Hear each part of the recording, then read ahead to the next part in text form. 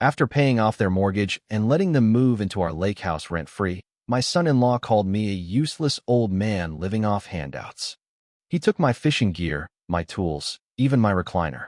When I protested, he threw my blood pressure pills in the sink and said, "Guess you don't need these if you're moving out tonight." My daughter watched without saying a word. I slept in my car that night. 2 weeks later, I came back with a letter that would. I'm a 67-year-old man from Rockford, Illinois. Retired. I worked in plant maintenance for over 4 decades, and I never needed much. Fixed what needed fixing, paid my bills on time, kept my head down, and stayed out of people's way. My wife Patty died 6 years ago. Cancer. That ripped something out of me I never really got back. She was my best friend, my center. After she passed, I put all my energy into our lake house over in Lake Geneva, Wisconsin. It was her dream place, and I figured I could keep it going for her, even if she wasn't around anymore. That lake house meant everything to me. I'd spend early mornings fishing, afternoons fixing things, and evenings just sitting and looking out over the water. It gave me peace I couldn't get anywhere else. I have one daughter, Melanie. She's 36 now. She was my world growing up, especially after Patty passed. I did what I could to raise her right. Paid for college, helped with her wedding, never missed a birthday. She married this guy Rick about 8 years ago. From the moment I met him, I didn't like the guy. One of those loudmouths who jokes in a way that doesn't feel like joking. First time I met him, he said, "So, you're the guy who still uses a flip phone, huh?" And then laughed at his own joke. I smiled and let it go. I didn't want to start problems. I figured maybe he was just awkward. But it got worse over time. He'd always interrupt me, made fun of how I talk, rolled his eyes if I brought up anything from back in the day, treated me like I was some old man in the way of his real life. But I kept the peace. For Melanie. Then, a year ago, they hit hard times. They were struggling with bills, drowning in debt, and going through fertility treatments that cost them tens of thousands. They called me in tears, said they didn't know what else to do. So, I did what any father would. I paid off their mortgage. $96,000. Took a big chunk out of my retirement. Sold off some investments. I told them they could move into the lake house rent-free while they got things sorted. Just until they found their footing again. They moved in. I stayed out of their way. At first, Rick said thanks here and there. But even that stopped after a few weeks. Then the little things started happening. I'd go out to the garage to get my fishing pole, and it wasn't there. I found it stuffed into the back of the shed, behind boxes of their junk. My tackle box? Gone. He said it was clutter. My tools? Missing. I found a bunch of them rusting outside in the rain, and the rest were just gone. I asked him where they went, and he just shrugged. Said something about making space. Then one day I went into the living room, and my recliner, my wife's recliner, was gone. The one she used to sit in every morning with her tea. I asked where it went, and Rick said, "Oh, that old thing? I put it in the garage." Didn't match the vibe. Didn't match the vibe. Melanie was right there. She didn't say a word. I bit my tongue. Told myself it wasn't worth fighting over a chair. I told myself to be grateful they were safe and trying to build a life. But it didn't stop. I started getting little comments from Rick. Sarcastic jabs. Must be nice being retired and not having to do anything. Or wish I could live off handouts like some people. I'd leave a dish in the sink and he'd say, "Hey, you planning to clean that up or just waiting for the maid?" Then came the moment that changed everything. It was a quiet afternoon. I was sitting on the back deck, sipping coffee, watching the water. Rick came out, dressed in golf clothes like he was on some damn vacation. He looked at me, smirked, and said, "You know, for a guy who doesn't pay for anything anymore, you act like this place is yours." I turned and looked at him. "Excuse me." He laughed. "Come on. You're just here. You're not doing anything. Just sitting around, taking up space. No offense, but you're kind of a useless old man at this point." I stood up, chest tight, and said, "I paid for this house. I paid off your damn house." And he cut me off. Yeah, you did your good deed. Doesn't mean you get to squat here forever. Melanie and I need space. It's time. I looked over. Melanie was standing at the door. She had this blank look on her face. She didn't say anything. I walked inside, trying to calm down. My heart was racing. I went into the kitchen, grabbed my bottle of blood pressure meds. I was shaking trying to get the cap off. Then Rick came in behind me, snatched the bottle, and dumped the pills in the sink. You don't need these if you're leaving tonight, right? I stared at him. I could feel my hands shaking. I looked at Melanie again. Still nothing. She just turned around and walked back to the bedroom. I packed what little I could carry. Some clothes. My toothbrush. A few personal things. He told me he had donated my tools. Thrown out my tackle. Said they were junk. I didn't even know what to say. I left the Lakehouse that night and slept in my truck in a parking lot behind a gas station. Didn't even have a blanket. Just leaned the seat back and tried not to think. 2 days later, I found a rundown motel in Belvedere. Weekly rates. Smelled like smoke and wet carpet. But it was warm. I stayed quiet. I didn't call them. Didn't reach out to friends. Just kept thinking it over, again and again. Then I remembered something. I never signed that house over to them. The deed? Still in my name. The taxes? Still filed under me. The utilities, too. And the $96,000 I paid to clear their mortgage? I had paperwork on that. A loan agreement Rick signed, thinking nothing of it at the time. I gathered every document I had. Deed, tax statements, utility bills, bank transfers, the loan agreement, even the text messages and voicemails. I called a lawyer, and I wrote a letter. 30 days notice. Formal eviction. I wasn't just coming back. I was taking everything back. I handed Rick that letter myself. I drove up to the Lakehouse and knocked on the door like I was a stranger. He answered in a robe, holding a smoothie. Had his stupid Bluetooth headset in. He looked surprised. What? Forget your blanket in the garage. I didn't say anything. Just handed him the envelope. He opened it right there on the porch. Started reading, and I watched his face shift. Smug to confused. Confused to angry. You've got to be kidding me, he said. Eviction? You're evicting us. I kept my voice calm. You have 30 days. You're not tenants. You're guests. And you've worn out your welcome. He laughed like it was a joke. You're bluffing. Melanie and I live here. This is our home now. No, Rick. It's mine. Then Melanie came to the door. Hair up, tired eyes, but still not saying much. She looked at the envelope in his hand, then at me. Dad, what is this? I looked her straight in the eye. It's an eviction notice. I want my house back. She blinked, like she didn't understand. Like all the things I'd done for them meant nothing. You're really doing this? After what you let happen? After you stood there while he dumped my medication down the sink and kicked me out like I was trash? Yeah, I'm really doing this. She didn't say anything, just turned and walked back inside. I drove away. Next morning, I got a call from Rick. I didn't answer. Then Melanie called. Then her mother-in-law. All of them asking if I'd calm down and talk things out. I let it all go to voicemail. A week later, Rick filed a complaint with the county saying I'd abandoned the property and they were acting as caretakers. Total lie. My lawyer crushed that fast. Then they tried to claim I had gifted them the house, that I'd said it was theirs now. But I had no such document, no transfer of ownership, and the deed was still mine. That's all that mattered legally. Then the threat started. Rick sent me a text. You want to play dirty? Fine.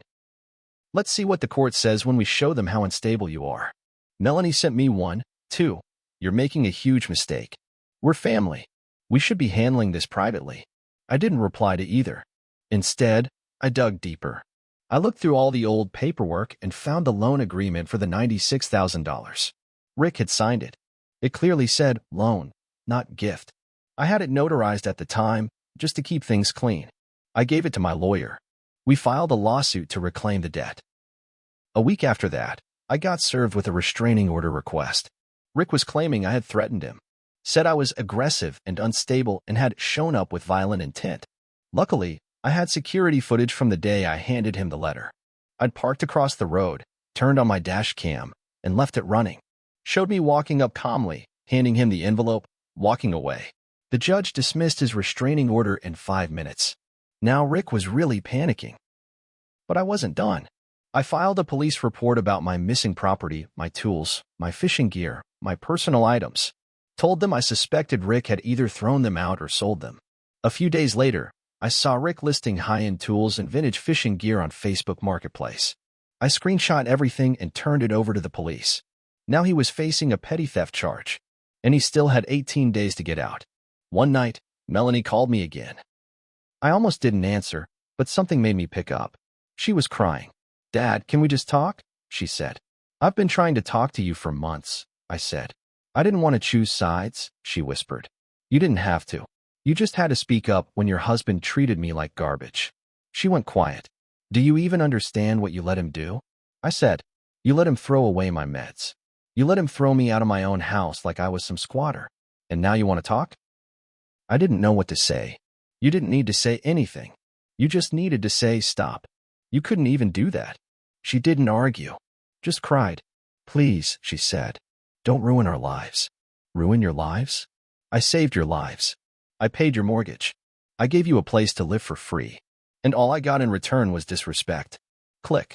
I hung up. 3 days after that call, I got a letter in the mail. Certified. It was from Melanie's lawyer. Inside, it claimed I had made an oral agreement to transfer ownership of the Lakehouse to Melanie as a retirement gift. They said I had made verbal commitments witnessed by family members, and they were demanding a halt to the eviction process until the matter could be resolved in court. That was Rick's doing. I could smell his stink all over it. They were trying to bleed time, delay the eviction, maybe wear me down until I gave up. My lawyer wasn't rattled. He laughed when he read it. Let them try, he said. They've got no contract, no deed, and every payment for this property came out of your bank account. Still, it was a twist I didn't expect. Melanie had never fought me directly before. I knew it wasn't her handwriting on the letter, but it had her name on it. And now it was clear. She wasn't going to do the right thing. She was standing by Rick. I started preparing for a longer battle. Then the news came in from a friend of mine who worked at a local title company. Rick had tried to take out a home equity loan on the Lakehouse.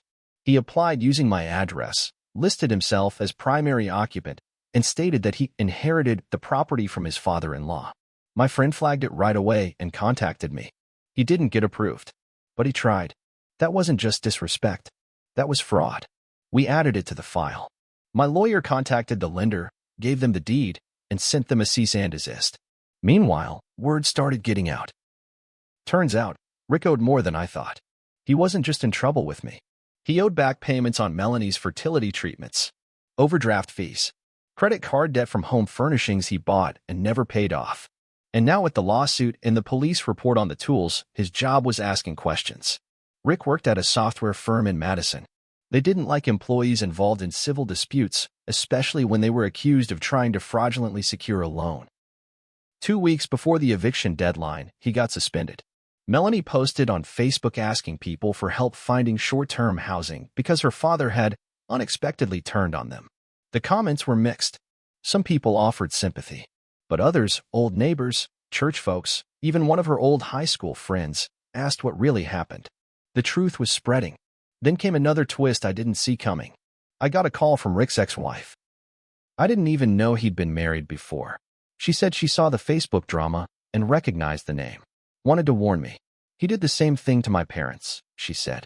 Moved in, sweet-talked his way into free rent, then turned nasty. Took their stuff. Screamed at them. When they tried to get him out, he filed a harassment claim. They had to take him to court. I asked her why she was reaching out now. Because I saw what he's doing to you. And you seem like the kind of man who doesn't deserve it. She offered to give a statement. Said she still had emails and text messages from when Rick threatened her father after they kicked him out. I passed it all to my lawyer. Suddenly, we had a history. A pattern of behavior. Not just disrespect, but manipulation, freeloading, and intimidation. I sent a final message to Melanie. No threats. Just the facts. You have 10 days left. No more extensions. If you're still in the house after that, I will have the sheriff remove you and file criminal charges against Rick for fraud and theft. Your mother wouldn't have let it get this far. She didn't reply, but I knew she read it. The night before the deadline, I drove past the Lakehouse. All the lights were off. Rick's car was gone. Melanie's too. I pulled into the driveway and walked around the back. There was a plastic storage bin on the porch, half filled with junk. A busted table leg. A blender. A cheap coffee maker. That's what they left me. Inside, the house was trashed. Scuffed walls. Holes in the drywall. My TV gone. The fridge, left wide open and stinking like old meat. A busted lamp on the floor. The hardwood was scratched like someone dragged furniture across it on purpose. They left behind a handwritten note taped to the wall by the kitchen. Congrats on your precious house. Hope you enjoyed dying alone in it. I stood there for a minute. Just quiet. My hands in my pockets. Looking around at the disaster. And then I smiled. Because I wasn't done yet. The very next morning, my lawyer filed 2 lawsuits. One to reclaim the $96,000 loan, backed by the original signed paperwork and every bank statement. The second, for property damage, harassment, theft, and attempted fraud. We included the screenshots from Rick's online listings, the statement from his ex-wife, the police report, everything. It took months, but eventually it went to court. Rick didn't show up to the first hearing, claimed he was sick. Melanie came alone, wore a beige pantsuit like she thought dressing plain would win sympathy. She kept looking at me from across the room like I'd stabbed her in the back. The judge reviewed the documents quietly, barely said anything. After 10 minutes, he looked up and said, "This loan agreement is valid. The defendant owes the plaintiff $96,000. Full repayment is ordered, with interest." Melanie dropped her head. Her hands started shaking. And regarding the property damage and theft, the judge added, "That will be reviewed separately. But the court finds sufficient cause to proceed with the complaint." Rick was served a warrant later that week for failing to appear and for fraud related to the home equity loan application. I found out from someone in town that he tried to flee to Indiana, got picked up at a gas station just outside Gary, trying to use a fake name. He spent 30 days in jail and lost his job permanently. Melanie moved into a tiny 1-bedroom in Beloit. She started working at a receptionist desk part-time. Her Facebook disappeared. Her friends stopped calling me. Most of them stopped talking to her, too. And the money? They couldn't pay. So the court put a lien on the house I had paid off for them. The bank repossessed it. The same house I cleared to save them from drowning? Gone. I watched it get listed online. Sold to a young couple with 2 toddlers. Sometimes I look at the listing just to remind myself. Back at the Lakehouse, I slowly started fixing what they broke. I repainted the living room, replaced the fridge, got a new recliner, almost the exact one Patty used to love. Even had the same stitching on the sides. One day while I was cleaning out the attic, I found a box I'd forgotten about. Old pictures. Some letters from Patty. A sweater she used to wear. I sat down on the floor and cried for a long time. Not because I missed Melanie. Not even because I felt hurt anymore. But because I realized I had let guilt and loneliness blind me to who she'd become. Who I'd let her become. I enabled her. I gave and gave. And when she started taking too much, I just kept silent. That part's on me. But kicking me out? Dumping my meds? That's on them. And now, they're both living with the consequences. A few months later, Melanie sent me a letter. Handwritten. Said she was sorry. Said Rick was gone. Said she'd made a lot of mistakes. She didn't ask for money. Didn't ask for a place to stay. She just asked if we could talk. I read it twice. Then I burned it in the fireplace. Some bridges don't need mending. Some just need to stay ashes. I spend my mornings out on the dock now. Got myself new rods. A small radio. A dog from the shelter named Lucky. He doesn't talk much, but he listens. And unlike some people, he knows how to treat a man who built something with his own 2 hands.